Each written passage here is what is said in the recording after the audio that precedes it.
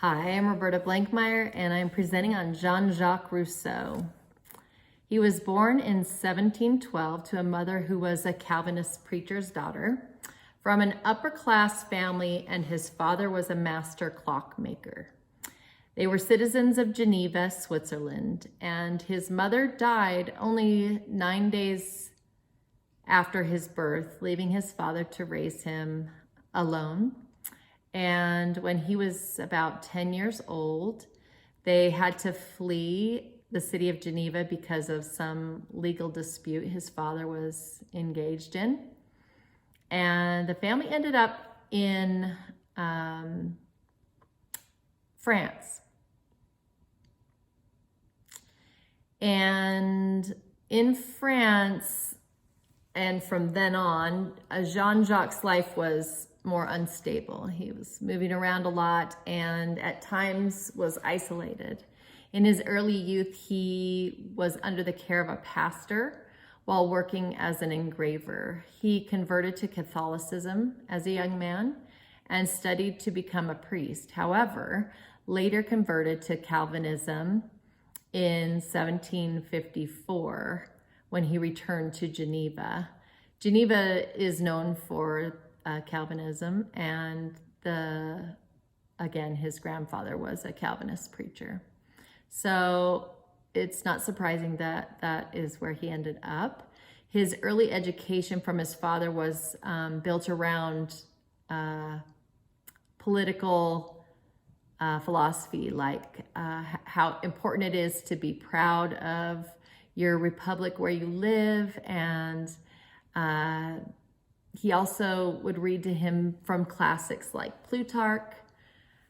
But this was only up until he was about 10. And so a lot of his early foundation that his father likely gave him was important to him and probably contributed to his political theory as well as his religious Christian conservative exposure that he received from grandfather and the pastor in France that cared for him.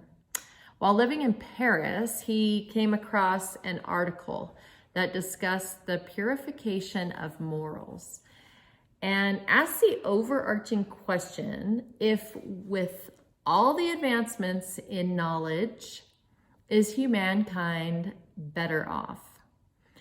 And Rousseau was so moved by this that he began working on his discourses and his own philosophical thoughts about the arts and sciences, which is what we're reading, the discourse on the arts and sciences. And in that, he argued that humankind was once good, but has become corrupt. In addition to being an author, he was a composer and wrote many operas. And in his own biography, he credits his Aunt Susan for his passion for the subject of music. Later, he wrote his own autobiography, which was a new concept, kind of another thing he revolutionized, is writing your own personal history. And he entitled it Confessions, and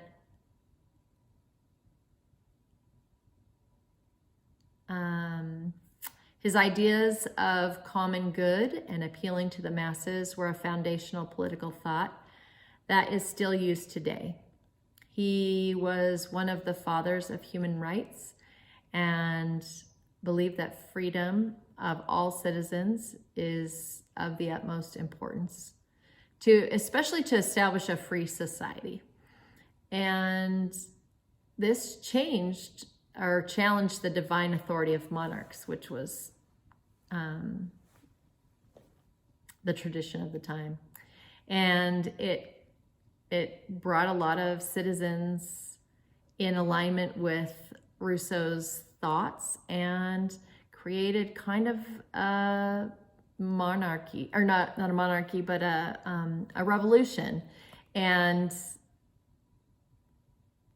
they rose up against the corrupt monarchs. And eventually, he's credited to contributing to both the France and American revolutions. Rousseau died in 1778. So let's talk about his philosophy and the arts and sciences. So he believed that humanity was innately good, but because of corruption and exposure to misguided principles and the sciences and art, that the things that we were teaching or learning in our institutions really had no benefit to humanity. And he considered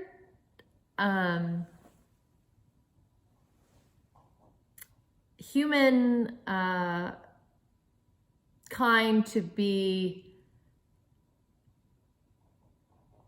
more valuable in what we do and say rather than what we necessarily know. So knowledge necessarily wasn't an important factor in his philosophy. However, he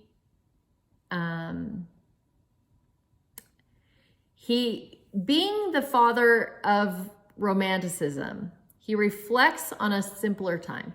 And in the beginning of the reading that I outlined, there's a quote about a beautiful coast adorned only by the hands of nature, when humankind was innocent and virtuous and loved to have the gods for witnesses of their actions.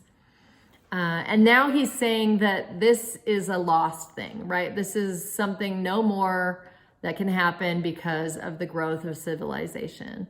And we're losing these important things. He also believed that general will of society at large would be an expression of a free society. So,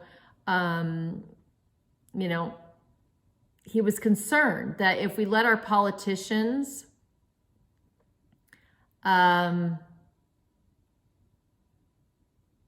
be motivated by money and by image and the things that don't really matter or don't actually contribute to anything praiseworthy. He believed that you can't buy morals, right? You can't have a good society built on shallow concepts. So he really challenged the concept of morality and praised virtue instead of someone's talents.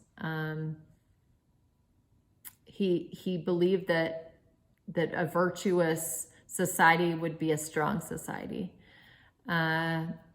He was concerned with the monarchies that would build these empires on pomp and circumstance and have these brilliant momentary kind of flash in the pan type of existences in these empires. And he goes on to list all the empires and how they're overtaken by the poor and the more virtuous societies. He's concerned that the development of the arts and sciences promote this slave mentality, and that to be polite and beautiful, to be perfect, to have the appearance of perfection, but lacking all the virtues. You appear to be all put together, but in reality, that is anything but the case. And not only does that result in, the lack of people being what we would call today maybe real, they were actually incapable even building relationships because nobody was themselves. And so you never really truly knew who your friends were. You never really, and those that, you did think you knew, you didn't really know because they weren't actually living an authentic life. And he said that this